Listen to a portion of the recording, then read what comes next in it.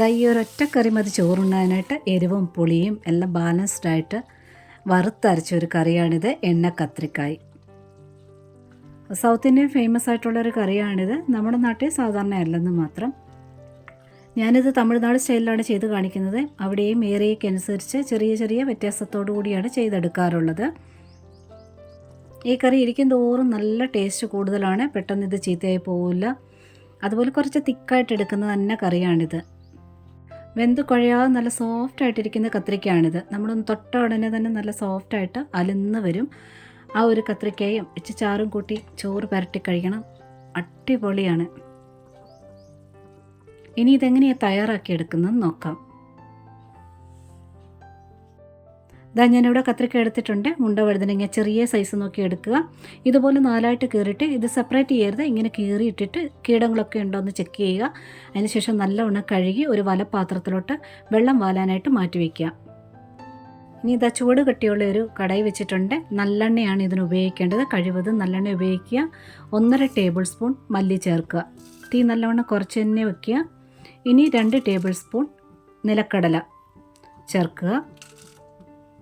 ഇനി ഇതിലോട്ട് 7 8 വറ്റൽമുളക് ചേർക്കുക. കൂടെ തന്നെ 1 ടീസ്പൂൺ കുരുമുളക് ചേർക്കുക. ഇതിൻ്റെ കൂടെ കുറച്ച് ഐറ്റം കൂടെ ചേർക്കാനുണ്ട്. ഇത്ര ഐറ്റം ചേർത്തിട്ട് ആദ്യമേ ഒരു 20 സെക്കൻഡ് നേരത്തെ തന്നെ ഒന്ന് വറുത്തെടുക്കുക. അതിനുശേഷം ബാക്കി ചേർക്കുക. കാരണം ഇതെല്ലാം മൂത്ത് വരാണ്ട് കുറച്ചുകൂടി സമയം എടുക്കുന്ന ഐറ്റംസാണ്. അതുകൊണ്ട് ആദ്യമേ ഇതിട്ടൊന്ന് 20 സെക്കൻഡ് കഴിഞ്ഞതിന് ശേഷം അടുത്ത ചേർക്കാം. ഇനി ഇതിലോട്ട് 1 ടീസ്പൂൺ വെള്ള എള്ളാണ് ചേർത്തത്. കൂടെ തന്നെ 1/2 സ്പൂൺ ചെറിയ ജീരകം ചേർക്കുക, നല്ല ജീരകം. ഇനി ഒരു 5 6 കറിവേപ്പിലൂടെ ചേർത്തിട്ട് ബാക്കി ഇനി നല്ലവണ്ണം മൂപ്പിച്ചെടുക്കണം.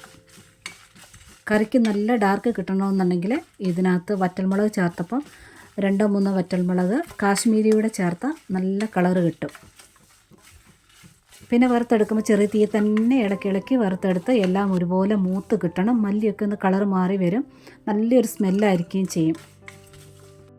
എള്ള് നല്ലോണം ചൂടാകുമ്പോൾ പിരുപിരാന്നൊന്ന് പൊട്ടാനും തുടങ്ങും. ഇനി ഇതിലോട്ട് ഒരു 4 5 ചെറിയ ഉള്ളിയാണ് കനം കുറഞ്ഞ് അരിഞ്ഞ് ചേർക്കുക. വീണ്ടും ഒന്നുകൂടി ഒന്ന് വഴറ്റിയെടുക്കുക. ഉള്ളി ഒന്ന് വാടി കിട്ടിയാൽ മാത്രം മതി. നന്നായിട്ട് ഇളക്കി കൊടുക്കുക.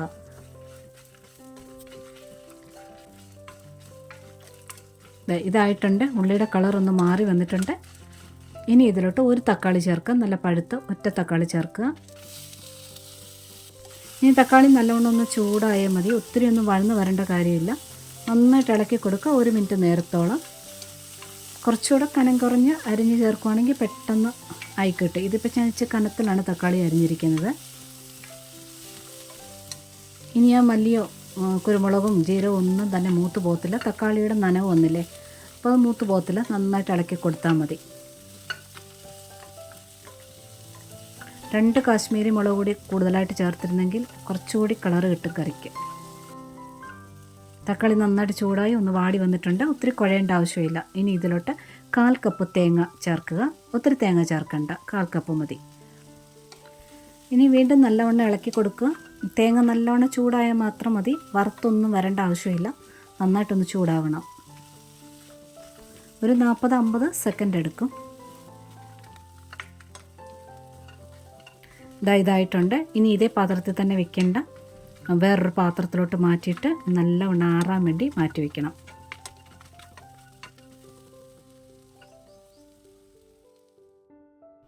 ഇനി എന്താ മിക്സിയുടെ ജാർ എടുത്തിട്ടുണ്ട്. വറുത്ത് വെച്ചൊക്കെ ചേർത്ത് ഇനി അരച്ചെടുക്കാനുണ്ട്. ആദ്യമേ അരയ്ക്കുമ്പോൾ വെള്ളം ചേർക്കാതെ ഒന്ന് പൊടിച്ചെടുത്തുകൊണ്ട് വരിക. വീണ്ടും കുറേശ്ശെ വെള്ളം ചേർത്ത് നല്ലവണ്ണം അരച്ച് കിട്ടണം. മല്ലിയൊന്നും കടിക്കരുത്. നന്നായിട്ട് അരച്ചെടുക്കുക. വീണ്ടും ചൂട് കട്ടിയുള്ള കടായി വയ്ക്കുക. ഒരു 1/4 കപ്പോളം നല്ലെണ്ണ ചേർക്കുക. നല്ലെണ്ണയിലാണ് ഇത് ട്രഡീഷണലായിട്ട് ചെയ്യുന്ന ഒരു റെസിപ്പി. കഴിവതും നല്ലെണ്ണ ചേർക്കുക. വെള്ളം വാലാൻ വെച്ചിരുന്ന കത്രിക്കയെല്ലാം ഒന്ന് തുടച്ചെടുക്കണം. ഇല്ല ഈ സമയത്ത് പിരുപിരാന്ന് പൊട്ടും. വെള്ളമയം ഒട്ടും ഇല്ലാതെ ചേർക്കുക.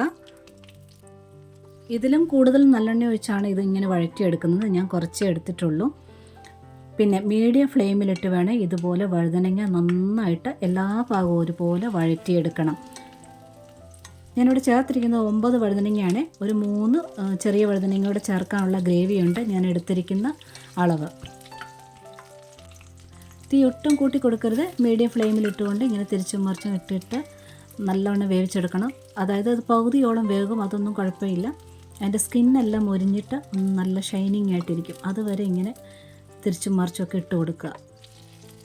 ഈ വയലറ്റ് ഉണ്ടക്കത്രിക്ക ചെയ്യുന്ന ഒരു റെസിപ്പിയാണിത്. കഴിവതും നിങ്ങൾ ഈ ഉണ്ടക്കത്രിക്ക കിട്ടുന്ന സമയത്ത് ചെയ്ത് നോക്കുക. ഈ കത്രിക്കയ്ക്ക് നല്ല ടേസ്റ്റാണ് മറ്റ് കത്രിക്കയെ അപേക്ഷിച്ച്.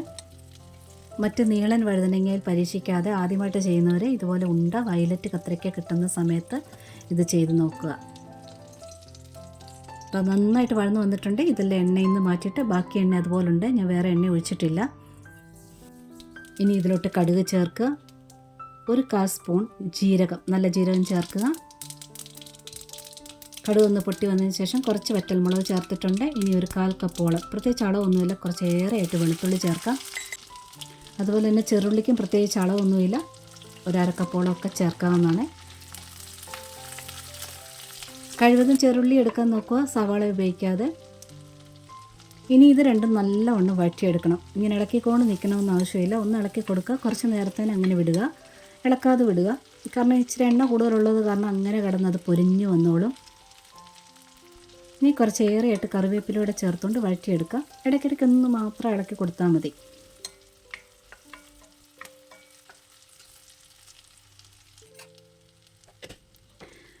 ഇതിപ്പോൾ കാണുമ്പോൾ തന്നെ അറിയാമല്ലോ, നന്നായിട്ട് വഴന്ന് വന്നിട്ടുണ്ട്. ചെറുള്ളിയൊക്കെ ചുരുങ്ങി പുറം തോലൊക്കെ ഒന്ന് മുരിഞ്ഞ് വന്നിട്ടുണ്ട്. വെളുത്തുള്ളിയും. ഇനി ഇതിലോട്ട് ഒരല്പം മഞ്ഞൾപ്പൊടി ചേർത്തിട്ട് നല്ലവണ്ണം ഒന്ന് ഇളക്കിയെടുത്താൽ മാത്രം മതി. ഇനി ഇതിലോട്ട് അരച്ച് വെച്ചിരിക്കുന്നത് ചേർക്കാം. അരയാൻ പാകത്തിന് വെള്ളം ഒഴിച്ച് അരച്ചെടുക്കുക. കുറച്ച് വെള്ളം കൂടെ ജാറിൽ ഒഴിച്ചിട്ട് ഒഴിക്കാം. ഇനി ഇതിൻ്റെ കൂടെ തന്നെ പുളിയാണ് ചേർക്കുന്നത്, വാളംപുളി. ഒരു ചെറിയ നാരങ്ങ വലുപ്പത്തിലെ വാളംപുളി പിഴിഞ്ഞു വെച്ചതാണ്. ഇനി ഇതിലോട്ട് ഉപ്പ് ചേർക്കാം. നല്ലവണ്ണം ഒന്ന് മിക്സ് ചെയ്തെടുക്കുക.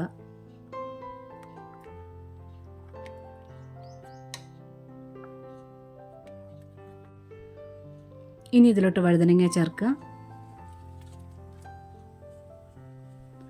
വഴുതനങ്ങയുടെ മുകളിൽ ചാറ് നിൽക്കുന്ന രീതിയിൽ വെള്ളം ഉണ്ടായിരിക്കണം. അഥവാ പോരുന്നുണ്ടെങ്കിൽ ഇപ്പോൾ വെള്ളം ചേർക്കാം.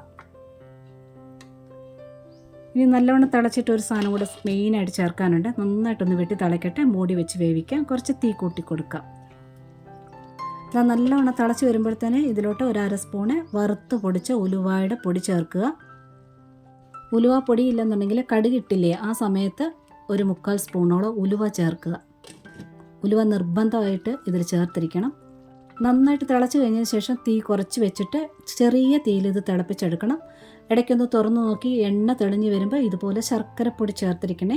ടേസ്റ്റ് ബാലൻസ് ആകാൻ വേണ്ടി ഒരു 1/2 സ്പൂണോളം ശർക്കരപ്പൊടി ചേർക്കുക. ഇടയ്ക്കൊന്ന് തുറന്ന് ഒന്ന് ഇളക്കി കൊടുക്കണം. ചെറിയ തീ മാത്രം. ഒരു 15-20 മിനിറ്റ് നേരത്തോളം എണ്ണ തെളിയുന്നത് വരെ ഇത് കുക്ക് ചെയ്തെടുക്കണം. എന്നാലേ ടേസ്റ്റ് ഉണ്ടാകത്തുള്ളൂ. എണ്ണ തെളിയണം. അപ്പോൾ ഗ്രേവി കുറച്ച് തിക്കാവുകയും ചെയ്യും. എണ്ണ കത്രിക്ക റെസിപ്പിയാണ്. ഞാൻ കുറച്ച് എണ്ണേ ചേർത്തുള്ളൂ.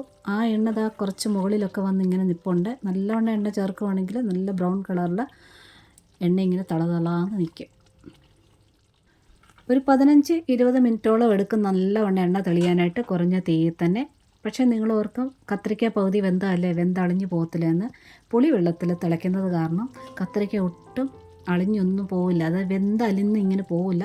അതങ്ങനെ നല്ല സോഫ്റ്റായിട്ട് വെന്ത് പുളിയൊക്കെ പിടിച്ച് അതിലേ ഇങ്ങനെ കിടക്കും.